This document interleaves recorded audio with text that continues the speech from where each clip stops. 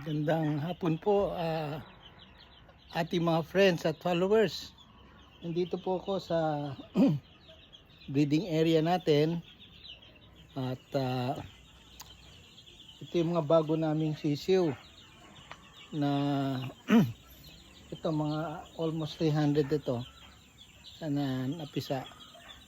At makikita nyo may mga light colored red at iba-ibang ito yung mga gusto namin palabasin na breed.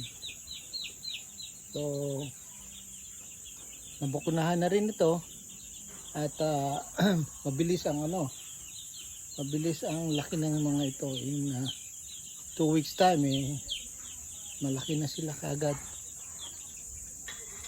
At nandyan sila ikot-ikot, nakatakbo. At sa kabila naman ng aming range ay yung mga mga 2 months already na mga matataas, malalaki na rin, mga 40 ito na early bird.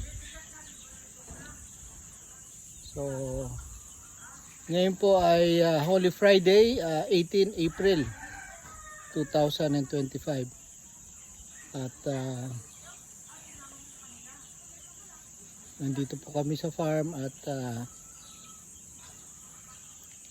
inaayos ang lahat ng mga kailangang ayusin at yan po yung aking report for this Friday, 18 April 2025. Maraming salamat po.